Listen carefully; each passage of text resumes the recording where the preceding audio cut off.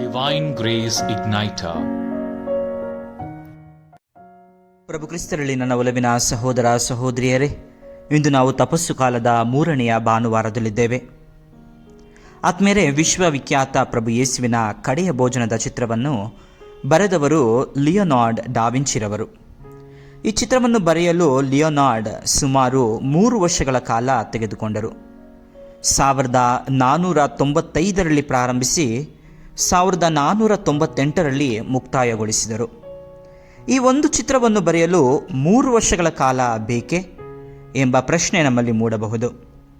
ಈ ಚಿತ್ರವನ್ನು ಬರೆಯಲು 3 ವರ್ಷ ತೆಗೆದುಕೊಳ್ಳಲು ಕಾರಣವಾದರೂ ಏನೆಂದರೆ, ಲಿಯೋನಾರ್ಡ್ ಈ ಚಿತ್ರವನ್ನು ಬರೆಯಬೇಕಾದರೆ ಆತನ ಸ್ನೇಹಿತ ಮತ್ತೊಬ್ಬ ಚಿತ್ರಗಾರನೊಂದಿಗೆ ಮನಸ್ತಾಪಗೊಂಡು ದ್ವೇಷ ಮಾಡಲು ಆರಂಭಿಸಿದ.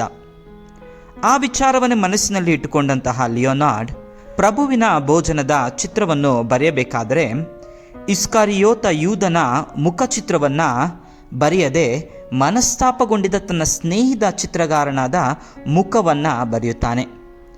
ನನಗೆ ಮಾತ್ರ ಆತ ದ್ರೋಹಿಯಾಗಿರದೆ ಇಡೀ ಪ್ರಪಂಚಕ್ಕೆ ಈ ಚಿತ್ರವನ್ನು ನೋಡುವಾಗ ದ್ರೋಹಿಯಾಗಿ ಪ್ರತಿಬಿಂಬಿಸಬೇಕು ಎಂಬ ಉದ್ದೇಶದಿಂದ ಚಿತ್ರವನ್ನು ಬರೆದ. ಯೂದ ಇಸ್ಕರಿಯೋತನ ಚಿತ್ರವನ್ನು ಮುಗಿಸಿ ಈಗ ಪ್ರಭು ಯೇಸುವಿನ ಮುಖವನ್ನು ಬರೆಯುವ ಸಮಯ. ಸುಮಾರು ತಿಂಗಳುಗಳನ್ನು ತೆಗೆದುಕೊಂಡರೂ ಆತನಿಂದ ಪ್ರಭು ಯೇಸುವಿನ ಚಿತ್ರವನ್ನು ಬರೆಯಲು ಮಾತ್ರ ಸಾಧ್ಯವಾಗಲಿಲ್ಲ. ಅಷ್ಟು ಪ್ರಚಲಿತ ನಿಪುಣನಾಗಿದ್ದರೂ ಸಹ ಬರೆಯುವುದಕ್ಕೆ ಏಕೆ ಸಾಧ್ಯವಾಗುತ್ತಿಲ್ಲ ಎಂದು ಆತನು ಆಲೋಚನೆ ಮಾಡುತ್ತಿರುವಾಗ ಆತನಿಗೇ ತಿಳಿಯದೆ ಆತನ ದೃಷ್ಟಿ ಯೂದ ಇಸ್ಕರಿಯೋತನ ಕಡೆಗೆ ಹೋಯಿತು. ಅಲ್ಲಿ ಚಿತ್ರಿಸಲಾಗಿದ್ದು ಆತನ ಸ್ನೇಹಿತನ ಚಿತ್ರ. ಇದಾದ ಮೇಲೆ ಆಳವಾಗಿ ಧ್ಯಾನಿಸುತ್ತಾ ತಾನು ಮಾಡಿದ್ದು ತಪ್ಪು ಎಂದು ಅರಿತ ಲಿಯೋನಾರ್ಡ್ ಸ್ನೇಹಿತನ ಮೊಗವನ್ನು ಅಳಿಸಿ ಯೂದನ ಚಿತ್ರ ಬರೆದು ಆತನ ಸ್ನೇಹಿತನನ್ನು ಕ್ಷಮಿಸಿದ ನಂತರ ಪ್ರಭು ಯೇಸುವಿನ ಚಿತ್ರವನ್ನು ಬರೆಯಲು ಪ್ರಾರಂಭಿಸಿದ್ದಾನೆ. ಅದರ ಪ್ರತಿಫಲವಾಗಿ ಪ್ರಭು ಯೇಸುವಿನ ಮೊಗವನ್ನು ಸುಂದರವಾಗಿ ಬರೆಯಲು ಸಾಧ್ಯವಾಯಿತು. ಹೌದು, ನನ್ನೊಲವಿನ ಸಹೋದರ ಸಹೋದರಿಯರೇ, ಕ್ಷಮೆಯನ್ನು ನೀಡಿದ ನಂತರ ಲಿಯೋನಾರ್ಡ್ ಯೇಸುವಿನ ಚಿತ್ರವನ್ನು ಬರೆಯಲು ಸಾಧ್ಯವಾಯಿತು. ಅದೇ ರೀತಿ ಕ್ಷಮೆಯ ಮೂಲಕ ನಾವು ಸುಂದರವಾದ ಜೀವನವನ್ನು ಜೀವಿಸಬಹುದು. ಇಂದಿನ ವಾಚನಗಳು ನಮ್ಮ ದೇವರು ಪ್ರೀತಿಸುವ ದೇವರು, ದಯೆ ಕರುಣೆ ತೋರಿ ಕ್ಷಮಿಸುವ ದೇವರು ಎಂದು ತಿಳಿಸುತ್ತದೆ. ಇಂದಿನ ಮೊದಲನೆಯ ವಾಚನವನ್ನು ವಿಮೋಚನಾ ಕಾಂಡದಿಂದ ಆರಿಸಲಾಗಿದೆ. ದೇವರು ಮೋಶೆಯನ್ನು ಕರೆದ ಘಟನೆಯನ್ನು ಆಲಿಸುತ್ತೇವೆ. ತನ್ನ ಮಾವನ ಕುರಿಮಂದೆಯನ್ನು ಮೇಯಿಸುತ್ತಿದ್ದ ಮೋಶೆಗೆ ಬೇರೆಯ ಕಾರ್ಯವನ್ನು ದೇವರು ನಿಯೋಜಿಸುತ್ತಾರೆ. ತಾನು ಆರಿಸಿಕೊಂಡ ಜನರು ಈಜಿಪ್ಟಿನ ದಾಸ್ಯತ್ವದಲ್ಲಿ ನರಳುತ್ತಿದ್ದಾರೆ ಎಂದು ತಿಳಿದ ದೇವರು ಅವರನ್ನು ಸಂರಕ್ಷಿಸಿ ವಾಗ್ದಾತ್ತ ನಾಡಿಗೆ ಕರೆದೊಯ್ಯಲು ಮೋಶೆಯನ್ನು ಆರಿಸುತ್ತಾರೆ. ಇಸ್ರಾಯೇಲ್ ಜನರು ದೇವರಿಗೆ ವಿರೋಧವಾಗಿ ನಡೆದು ಅವರಿಂದ ದೂರ ಸರಿದು ಜೀವನವನ್ನು ಜೀವಿಸಿದ್ದರೂ ಆದರೂ ದೇವರಿಗೆ ಮಾತ್ರ ಅವರ ಮೇಲಿನ ಪ್ರೀತಿ ಕಡಿಮೆಯಾಗಲಿಲ್ಲ. ಈಜಿಪ್ಟಿನಲ್ಲಿರುವ ನನ್ನ ಜನರ ದುರವಸ್ಥೆಯನ್ನು ನಾನು ಕಣ್ಣಾರೆ ನೋಡಿದ್ದೇನೆ. ಬಿಟ್ಟಿ ಕೆಲಸ ಮಾಡಿಸಿಕೊಳ್ಳುವವರ ಬಗ್ಗೆ ಅವರು ಇಟ್ಟ ಮೊರೆ ನನಗೆ ಕೇಳಿಸಿದೆ. ಅವರ ಕಷ್ಟ ದುಃಖವನ್ನೆಲ್ಲ ನಾನು ಬಲ್ಲೆ ಎಂದು ಇಸ್ರಾಯೇಲಿನ ಜನರ ಕಷ್ಟಕ್ಕೆ ಮಿಡಿದ ಹೃದಯವು ದೇವರ ಹೃದಯವಾಗಿದೆ. ಮನುಷ್ಯನು ತನ್ನ ದುರಾಸೆಗಳಿಂದ ದೇವರಿಂದ ದೂರ ಸರಿದರೂ ದೇವರು ಮಾತ್ರ ಕೈ ಬಿಡದ ದೇವರು ಎಂಬುದನ್ನು ಇಂದಿನ ಮೊದಲನೆಯ ವಾಚನ ನಮಗೆ ತಿಳಿಸುತ್ತದೆ. ಅದೇ ರೀತಿ ಇಂದಿನ ಶುಭ ಸಂದೇಶದಲ್ಲಿ ಪ್ರಭು ಯೇಸು ಪಶ್ಚಾತ್ತಾಪಪಟ್ಟು ದೇವರಿಗೆ ಅಭಿಮುಖರಾಗಿರಿ, ಪಾಪದಿಂದ ವಿಮುಖರಾಗಿರಿ ಎಂದು ಕರೆ ನೀಡುತ್ತಿದ್ದಾರೆ.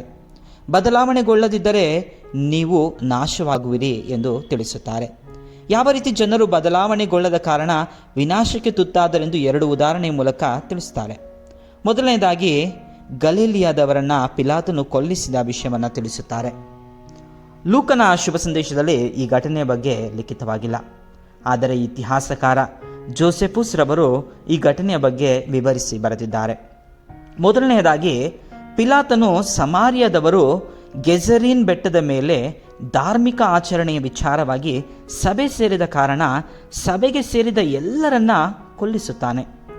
ಎರಡನೆಯದಾಗಿ, ಗಲಿಲಿಯಾದವರನ್ನ ಪಿಲಾತನು ಕೊಲ್ಲಲು ಕಾರಣವೇನೆಂದರೆ, ಗಲಿಲಿಯಾದ ಯಹೂದ್ಯರು ಪಿಲಾತನ ಮೇಲೆ ಪ್ರತಿಭಟಿಸಲು ಆರಂಭಿಸುತ್ತಾರೆ.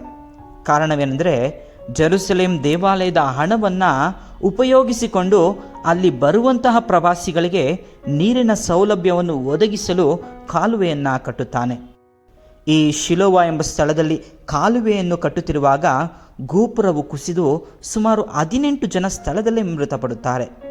ಪಿಲಾತನೊಂದಿಗೆ ಸಹಕರಿಸಿ ಆ ಕಾಲುವೆಯನ್ನು ಕಟ್ಟಲು ಮುಂದಾಗಿರುವ ಕಾರಣದಿಂದ ಅವರೆಲ್ಲರೂ ದೇವರ ಕೋಪಕ್ಕೆ ತುತ್ತಾಗಿ ಮರಣ ಹೊಂದಿದರು ಎಂದು ಜನರು ನಿರೂಪಿಸಲು ಮುಂದಾದರು. ಆದರೆ ಪ್ರಭು ಯೇಸು ಈ ಎರಡೂ ಘಟನೆಯಲ್ಲಿ ಮೃತ ಹೊಂದಿದವರು ದೇವರ ಶಾಪಕ್ಕೆ ಅಥವಾ ಕೋಪಕ್ಕೆ ತುತ್ತಾಗಿ ಮೃತ ಹೊಂದಿದವರು ಎಂಬುದನ್ನು ಸುಳ್ಳು ಎಂದು ಹೇಳುತ್ತಾರೆ. ಹಾಗೂ ಪಶ್ಚಾತ್ತಾಪಪಟ್ಟು ಪಾಪದಿಂದ ವಿಮುಖರಾಗಿ ದೇವರಿಗೆ ಅಭಿಮುಖರಾಗಲು ಕರೆಯನ್ನು ನೀಡುತ್ತಾರೆ. ದೇವರು ಎಷ್ಟು ಕರುಣಾಮಯಿ ಎಂಬುದನ್ನು ಸಾಬೀತುಪಡಿಸಲು ಅಂಜೂರ ಮರದ ಸಾಮತೆಯನ್ನು ವಿವರಿಸಿ ತಿಳಿಸುತ್ತಾರೆ. ಅಂಜೂರ ಮರವು ಇಸ್ರಾಯೇಲ್ ನಾಡಿನಲ್ಲಿ ಸಾಮಾನ್ಯವಾಗಿ ಬೆಳೆಯುವ ಮರವಾಗಿದ್ದು ಅಲ್ಲಿಯ ವಾತಾವರಣಕ್ಕೆ ತಕ್ಕಂತೆ ಹೆಚ್ಚಾಗಿ ಫಲವನ್ನು ಸಹ ನೀಡುತ್ತದೆ. ಆದರೆ ಪ್ರಭು ಯೇಸು ಹೇಳುವ ಸಾಮತೆಯಲ್ಲಿ ವ್ಯಕ್ತಿ ಓರ್ವ 3 ವರ್ಷಗಳಿಂದ ತೋಟಗಾರನ ಕೈಯಲ್ಲಿ ನೀರು, ಗೊಬ್ಬರ ಎಲ್ಲವನ್ನ ಹಾಕಿ ಪಾಲನೆ ಮಾಡಿದರೂ ಹಣ್ಣು ಬಿಡದ ಕಾರಣದಿಂದ ಅದನ್ನು ಕಡಿದು ಹಾಕಲು ಹೇಳ್ತಾನೆ. ಆದರೆ ತೋಟಗಾರ ಮತ್ತೊಂದು ವರ್ಷ ಅವಕಾಶವನ್ನು ಕೊಡಲು ಕೇಳಿಕೊಳ್ಳುತ್ತಾನೆ. ಇಲ್ಲಿ ಅಂಜೂರದ ಮರ ಮನುಕುಲವಾದರೆ ತೋಟಗಾರ ದೇವರಾಗಿದ್ದಾರೆ. ದೇವರು ಎಲ್ಲ ರೀತಿಯ ಪಾಲನೆ, ಪೋಷಣೆ, ಪ್ರೀತಿಯನ್ನು ತೋರಿಸಿದರೂ ಮನುಷ್ಯನು ಒಳ್ಳೆಯ ಮೌಲ್ಯದ ಫಲವನ್ನು ನೀಡದಿದ್ದರೆ ದೇವರು ತಾಳ್ಮೆಯಿಂದ ತಮ್ಮ ಮಕ್ಕಳು ಬದಲಾಗುವುದಕ್ಕಾಗಿ ಕಾಯುತ್ತಾರೆ ಎಂದು ಈ ಒಂದು ಸಾಮತೆ ತಿಳಿಸುತ್ತದೆ. ನಾವು ಆ ಸಮಯವನ್ನು ಸದುಪಯೋಗಪಡಿಸಿಕೊಂಡು ಪಾಪದಿಂದ ವಿಮುಖರಾಗಿ ದೇವರಿಗೆ ಅಭಿಮುಖರಾಗಿ ಜೀವಿಸಬೇಕಾಗಿದೆ. ಹಾಗಾದರೆ ಆತ್ಮೀಯರೇ, ನಾವು ಯಾವ ರೀತಿ ನಮ್ಮ ಪಾಪಗಳಿಂದ ದೂರ ಉಳಿಯಬಹುದು? ತಪಸ್ಸು ಕಾಲ ಪರಿವರ್ತನೆಯ ಕಾಲವಾಗಿದೆ. ಪ್ರವಾದಿ ಯೋವೇಲನು ಹೇಳುವಂತೆ ಬದಲಾವಣೆ ನಮ್ಮ ವಸ್ತ್ರದಲ್ಲಿ ಅಥವಾ ಹೊರನೋಟಕ್ಕೆ ಬದಲಾವಣೆ ಆದರೆ ಸಾಲದು, ನಮ್ಮ ಹೃದಯವೂ ಬದಲಾಗಬೇಕಾಗಿದೆ. ಆಧ್ಯಾತ್ಮಿಕ ಹಾದಿಯಲ್ಲಿ ನಡೆಯಬೇಕಾಗಿದೆ. ಎರಡನೇದಾಗಿ, ತಪ್ಪು ಮಾಡುವುದು ಸಹಜ ಗುಣ, ಅದನ್ನು ಅರಿತು ಬಾಳುವುದು ದೈವಗುಣ ಎಂಬ ವಾಕ್ಯವನ್ನು ನಾವು ಕೇಳಿದ್ದೇವೆ. ಯಾವಾಗ ಮನುಷ್ಯನು ತಾನು ತಪ್ಪು ಮಾಡುವುದನ್ನು ತಪ್ಪು ಎಂಬ ಜ್ಞಾನ ಕಳೆದುಕೊಳ್ತಾನೋ ಅದೇ ದೊಡ್ಡ ಪಾಪವಾಗಿದೆ. ತಪ್ಪನ್ನು ಅರಿತು ದೇವರ ಚಿತ್ತಕ್ಕೆ ತಲೆಬಾಗಿ ಬಾಳೋಣ. ಕೊನೆಯದಾಗಿ ಆತ್ಮೀಯರೇ, ಜ್ಞಾನೋಕ್ತಿಗಳು ಅಧ್ಯಾಯ 28 ವಚನ 13 ಹೇಳುವಂತೆ, ಪಾಪಗಳನ್ನು ಮುಚ್ಚಿಟ್ಟುಕೊಳ್ಳುವವನಿಗೆ ಮುಕ್ತಿ ದೊರಕದು, ಅವುಗಳನ್ನು ಒಪ್ಪಿಕೊಂಡು ಬಿಟ್ಟರೆ ಕರುಣೆ ದೊರಕುವುದು.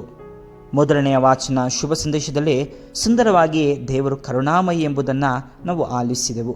ಪಾಪ ಮಾಡಿ ಮುಚ್ಚಿಟ್ಟುಕೊಂಡರೆ ದೊಡ್ಡ ಪಾಪಿಗಳಾಗುತ್ತೇವೆ.